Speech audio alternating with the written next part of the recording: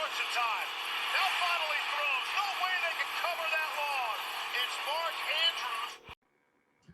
What's up, everyone? Time for a Week 5 matchup between Jerry and Ruben. This one was probably by a long shot the least exciting matchup in terms of high scoring. So I'm actually even surprised that Ruben got over 100, but he needs some help from a certain guy that I'll go into in a minute. But this one was looking really, really ugly, especially for you, Jerry. Tough week here, my man.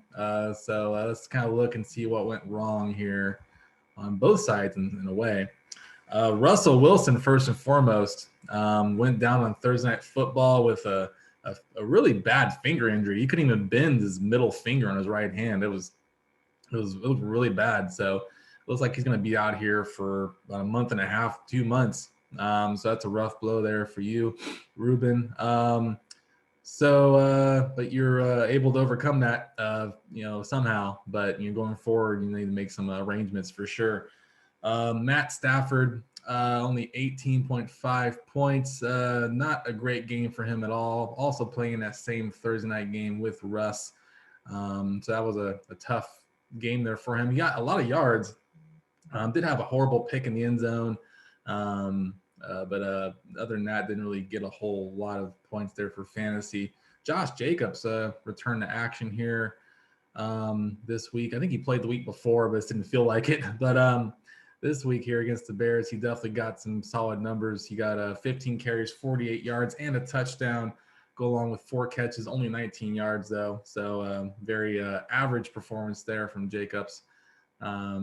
Damian Harris had a brutal fumble I saw on the Red Zone channel. He was running right in, and the ball just got stripped out like at the 1 millimeter line of the end zone. So very rough break there for you, Jerry. So he only got 9.8 points. Probably should have had about 15 plus points, but unlucky break there for you there. Devin Singletary only had 2.8, taking a clear backseat to both Zach Moss and Josh Allen in the running game. So he's pretty much like their third option running the ball. So it's going to be tough for him to really have any kind of consistency going forward for fantasy and his role in the offense. So definitely trending downward there for you, Ruben. James Conner, 10 points, did get a touchdown to save his day. Not a pretty performance at all. Had 10 carries, 29 yards, averaging 2.9 yards a carry. So the touchdown definitely gave him at least some respectability there in his numbers. Did catch a pass for 8 yards. So, okay. I think, Jerry, you'll take that, but it's probably not what you were wanting there for him. Henry Ruggs, 6.6 points, had 3 catches, 51 yards, caught a deep pass. But other than that, not a whole lot going on there in that offense this week. Sad to say for my Raiders, I can't even begin to get in what happened to my Raiders, man. It's just fucking unbelievable this week. So hopefully this season doesn't go off track, but that's a story for another time. So we'll see what happens. Tyreek Hill, 11.3 points.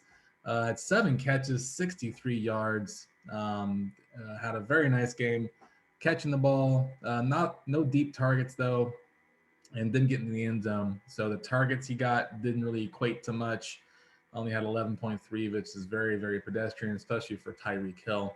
Cordero Patterson, your trade prize, at least your trade prize 1B to your Mark Andrews 1A, Ruben. Got you a very nice game up in London. Got you 14 carries, 54 yards rushing. Also had 7 catches for 60 yards. So he is being used all over the place for that Falcon offense, and he's going to continue to get touches because they don't really have a lot of weapons. They had Ridley, who was out this past week. But outside of Ridley and then Kyle Pitts, he emerged this week too. But Patterson's clearly probably the most dynamic, versatile player by far. Tyler Lockett only had 8.2 points, had 10 targets, only caught 5 of them for 57 yards. I'm not sure if maybe Russell Wilson being out hurt him a little bit, or I think Russ missed him on a few early throws too before he got hurt. It pretty much comes with Tyler Lockett. He's going to have these huge boom weeks, and then he's going to have these weeks where it's just like not a whole lot. It's very much a lot of like an Amari Cooper type of play to him, right? So you get all these big points some weeks, and some weeks it's just like 3, 4, 5, 6, 8 points.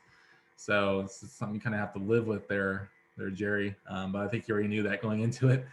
Mark Andrews, who I mentioned earlier, had 36.2 points, completely killed it on Monday Night Football. Got Rueben the victory in emphatic fashion. Uh, he showed up. He was the main beneficiary of Lamar Jackson's probably his best passing performance ever. So a good job there. A very timely trade there for you, Ruben. Very timely trade.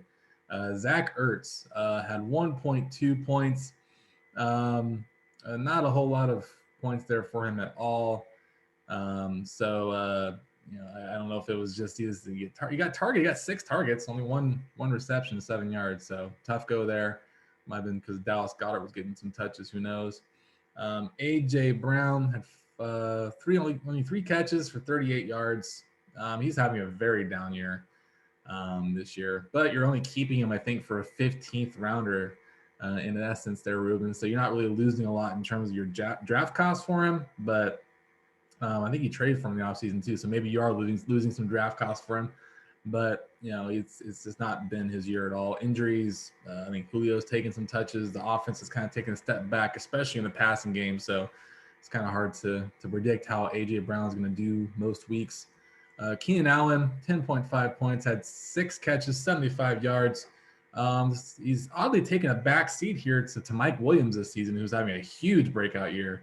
And Keenan's not really getting a lot of the same action he's been getting in past years.